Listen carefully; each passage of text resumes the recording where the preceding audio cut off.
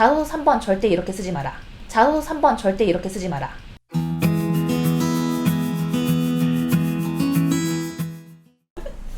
네, 안녕하세요. 입시 읽어준 여자입니다. 자, 이번 영상은 여러분들의 학점 발인에 대해서 영상을 찍어보기로 했었죠. 드디어 무엇을 평가할까로 넘어온 겁니다. 자, 보시면 여기 위쪽에 학자가 지금 표시가 잘 돼 있고 그 위에는 우리 수업 전화번호가 잘 있네요. 네. 학업 능력은 여러분들이 알고 있는 성적 수치와 다릅니다. 성적 수치는 뭐랑 같죠? 그냥 그렇죠. 네, 내신이죠. 내신이고요. 그 다음에 학업 능력을 여러분들이 어떻게 채점하는지를 하나하나 설명을 해드릴게요. 자, 전공 지식의 이해, 습득, 응용, 활용 능력입니다. 자, 예시를 한번 생각해 볼까요? 예를 들어서 이 학생이 화학과예요. 그러면 화학으로 할 수 있는 분야 굉장히 다양하게 되어 있다고 저는 생각이 돼요. 예를 들어서 화학과고 이 학생이 아스팔트에 관심이 있다.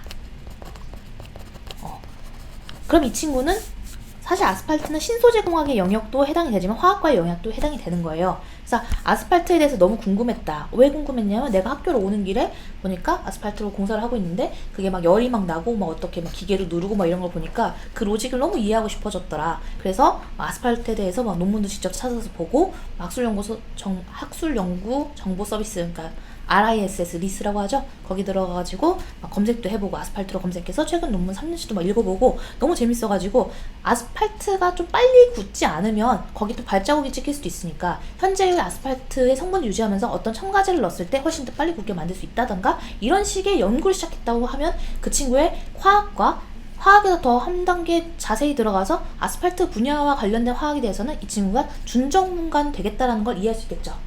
그러니까 그렇게 평가하는 거예요. 그래서 학업의 넓이, 깊이 및 관심은요, 저는 넓고 깊게 관심을 가지고 학업을 했습니다라고 하면 채점을 그렇게 해줄까? 아니에요. 여기서 필요한 게 바로 사례입니다. 그러니까 사례는 그것을 어떻게 해나갔느냐를 중언부언하는 게 아니라 방금의 아스팔트 사례인 것처럼 그것을 왜 시작했는지, 어떤 계기로 시작했고 어떤 계기로 그것이 궁금해졌고 어떤 방법을 통해서 이것을 알아봤고 그래서 어느 정도의 관심사까지 파고 들어갔는지를 정확하게 짚어줘야 된다는 거죠. 이해되죠? 네. 그래서 컨설턴트 분들은 뭘 도와줘야겠어요? 학술연구 정보 서비스를 들어가서 학생의 어떤 관심사를 같이 검색해주고 최신 3년간의 논문과 이런 동향이 있고 이런 것들을 요약을 해줄 수 있어야겠죠? 그리고 학업에 대한 적극성, 자기주도성. 자, 이것도 문장을 저는 학업에 대한 적극성과 자기주도성을 가지고 임했습니다. 이렇게 하면 되는 거야? 그렇죠. 컨설턴트도 어려운데 애들은 얼마나 어려울까? 그러니까 적극성과 자기주도성을 밝히는 저만의 노하우가 있는데 그건 영상에 안 올라갈 겁니다. 아셨죠? 네, 이거는 꿀팁이니까. 자, 그 다음에 문제 해결 능력. 자, 문제 해결 능력에서 여러분들이 딱 컨설턴트로서 떠올려야 되는 건 뭐냐면 이거예요. 내 전공과 관련된 최근의 문제가 뭐가 있지? 여기서부터 시작해야 돼. 여기 보면 빨간색으로 논문이 핵심 스펙이 될 수밖에 없었던 이유가 적혀 있잖아요. 제가 이 자료물이 10년 전에 만들어진 자료물이라고 그랬죠? 근데 10년 전에 소논문 컨설팅을 최초로 도입한 게 우리 회사예요. 지금은 논문이 별로 중요하지 않아요. 근데 이때는 논문이 핵심 스펙이 될 수밖에 없었어요. 왜냐? 현재 내가 하고 싶어하는 전공에서 문제되는 게 뭐가 있지? 나는 그 생각부터 먼저 해야 되는 건데 그런 부분을 드러낼 수 있는 연구적 특성을 드러낼 수 있는 게 논문밖에 없었던 거지. 지금은 어떤 동아리 활동 이런 쪽으로 넘어가고 있지만 사실 동아리 활동을 통해서 연구를 하는 거죠. 기억을 해야 될 건 이거예요. 자, 그래서 내가 하고자 하는 전공에서 내가 특히나 관심 있는 분야에서 어떤 것이 현재 사회적으로 문제가 되고 필요한지를 반드시 생각해야 돼요. 그래서 이런 학업 능력은 어디에서 평가되냐면 내신 변화 추이, 생기부 세특, 행동 특성 및 종합 의견, 자소서 1번 등에서 주로 채점됩니다. 하지만 모든 내용에서 다 채점을 합니다. 자, 그 다음에 자소서 1번과 관련해서는 우리가 뒤에 영상에서 각각 자소서 분석을 하면서 한 번 더 보게 될 텐데 우린 컨설턴트 영상이니까 한 번 더 확인을 해드릴게요. 자, 우리가 바로 뒷페이지에서 배우게 될 게 전공 적합성이에요. 그런데 전공 적합성의 경우 평가 대상을 보시면 지금 자소서 1번도 포함되는 걸 볼 수 있죠. 여기. 그래서 자소서 1번은 학업 능력만 평가하는 게 아니라 전공 적합적 학업 능력을 평가하기 위한 거예요. 여러분들이 학업 능력에 국영수를 써야 된다 안 된다 이걸 가지고 그렇지 않습니다. 1번 만약 내가 국어 국문학과를 지원한다면 당연히 1번에 국어 관련한 내용을 써야 되죠. 그런데 전공적 합격 학업 능력이라고 생각을 안 하고 오로지 국영수를 쓰려고 하는 것은 좋은 접근이 아닙니다. 그래서 그런 부분은 꼭 기억하시고 학생들이 국영수 관련 써야 된다고 하거나 학교 선생님이 반드시 그렇게 쓰라고 했다라고 하면 그분이 아니라는 걸 설명을 해줄 수 있어야 돼요. 알았죠? 자, 그 다음에 전공적 합성입니다. 전공적 합성은 전공 지식의 나열과는 다릅니다. 자, 제가 아까 아스팔트의 케이스를 예를 들어 설명을 하는데 제가 아스팔트에 대해서 막 전공 지식을 나열했나요? 아니었죠. 오히려 저는 왜 그런 거를 하고 싶어졌는지에 대한 나의 동기적인 측면을 얘기하지 않았던 거야. 그리고 아스팔트를 빨리 마르게 하고 싶다라는 거는 충분히 당위성이 있는 거죠. 그래서 여러분들이 전공적 합성을 공부하시고 전공적 합성을 어떻게 하면 살릴까 고민할 때는 그 전공 선택의 이유, 동기와 당위성 측면에서 검토를 해봐야 됩니다. 그러니까 전공 지식이 나올 땐 나오더라도 중요한 건 왜 그 전공을 선택했는가. 그것을 통해서 내가 사람들에게 어떤 홍익인간의 관점에서의 좋은 점을 퍼뜨릴 수 있을까. 그러니까 물론 제가 공대 애들을 위한 강의를 할 때 계속 얘기하는 게 자연과학과 과학이죠. 과학과 공학의 차이에 대해서 계속 얘기해요. 과학과 공학의 차이. 자, 과학은 뭡니까? 현상의 본질을 탐구하는 학문이고 공학은 뭡니까? 공학은 저는 홍익인간의 학문이라고 얘기해요. 홍익인간. 즉 홍익인간은 뭡니까? 널리 인간을 이롭게 하라 라는 뜻이죠. 자, 공학은 간단하게는 응용학문이라고 하는데 이 응용을 왜 하냐면 인간의 삶을 조금 더 이롭게 하기 위해서 응용을 합니다.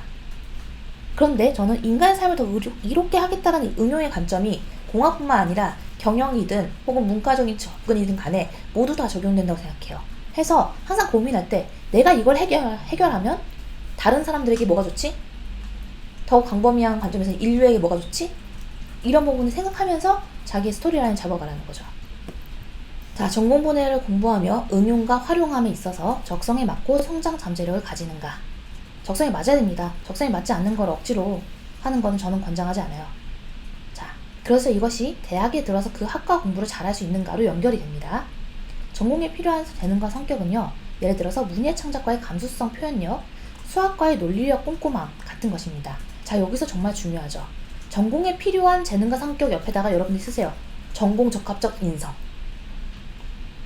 자, 전공 지식의 나열 옆에다가는 전공 적합적 학업 능력이라고 쓰시고 전공에 필요한 재능과 성격 옆에는 전공 적합적 인성이라고 쓰세요.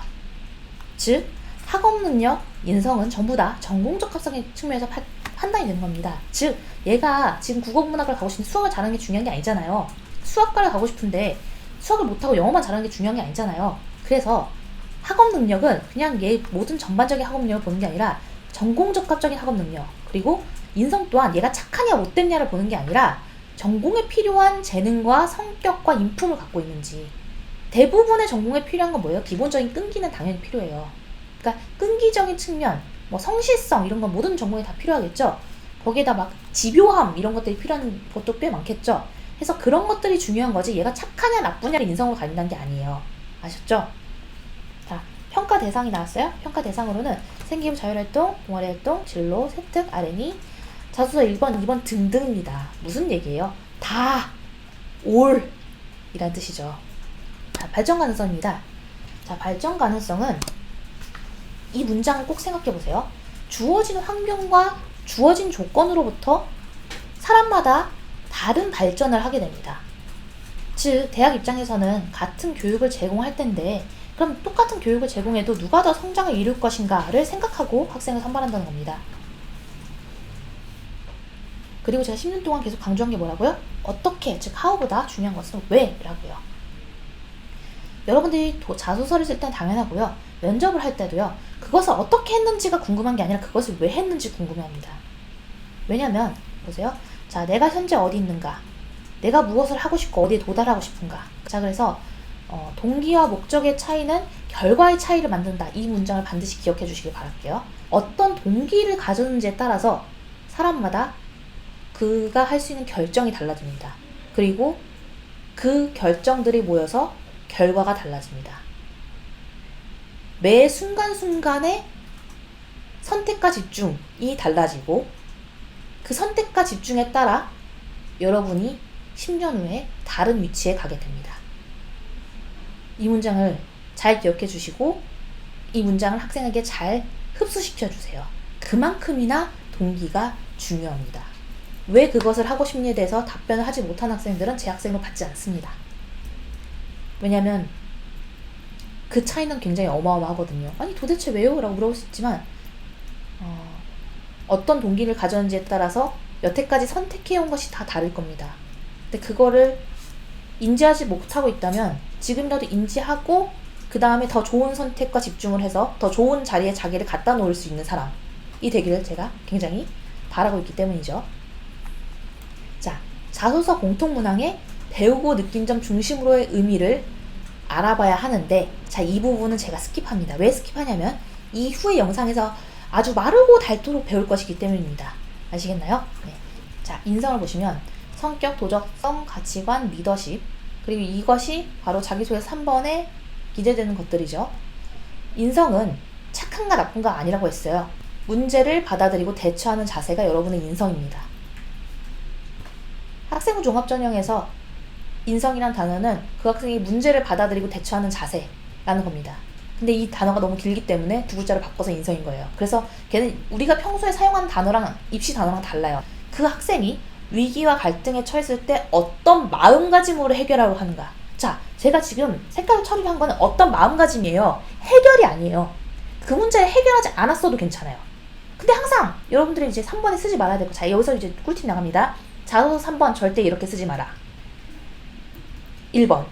왜 본인은 리더고 남들은 구성원이죠? 2번. 왜 남들은 문제를 만들고 자기는 문제를 해결하죠? 이 문제, 두 가지 문제 절대 이렇게 쓰지 말라는 겁니다. 리더와 구성원을 구별하는 것 자체는 나쁘지 않지만 본인만 리더고 타인은 구성원이라면 애초에 자소서 3번이 있을 수 없겠죠. 또한 내가 그 문제를 나는 해결하는 사람이고 타인은 문제를 만드는 사람이라는 그 인식 자체가 저는 굉장히 부정적으로 비춰질 수 있다고 생각합니다. 예를 들어 사람들은 다 각각의 문제를 만들어요. 그런데 나는 항상 해결하는 사람이고 남들은 문제를 만들기만 하는 사람이라는 인식을 갖고 있는 사람은 결과적으로는 우리가 흔히들 말하는 꼰대가 되는 겁니다. 그리고 어떤 프로젝트를 같이 하기에도 적합하지 않은 사람이 되는 거죠. 3번 교육할 때 굉장히 중요시 여기는 부분이 구성원과 리더를 구별해서 본인이 리더고 문제를 만드는 사람과 문제를 해결하는 사람 구별해서 본인이 해결하는 사람으로 프레임을 더 치우지 말라는 거예요. 중요한 건 어떤 마음가짐으로 해결하려고 했는지, 해결했는지 안 했는지 중요하지 않습니다. 이렇게 해야 새로운 스토리가 나오고 어떤 마음가짐인지는 사람마다 다르잖아요. 그래서 유사도도 줄일 수가 있는 겁니다. 어떤 공동체 의식을 가졌길래 그걸 해결하려고 했는지가 중요해요. 따라서 제가 이제 발전 가능성 부분에서 얘기할 때 어떤 행동과 판단의 동기와 연관 지어서 얘기하라고 했는데 그 동기와 마음가짐은 굉장히 비슷한 면이 있습니다. 왜 그걸 하려고 했어? 왜 그 문제를 해결하려고 했어? 라고 학생한테 물어보면서 인터뷰식으로 학생의 그런 부분을 끌어내줄 수 있다면 굉장히 좋은 컨설턴트가 될 수 있을 거라고 생각이 드네요. 자, 그래서 이번 영상은 여기까지 마무리하고 그 다음에 자기소개서 문항 분석을 해드리도록 하겠습니다. 안녕.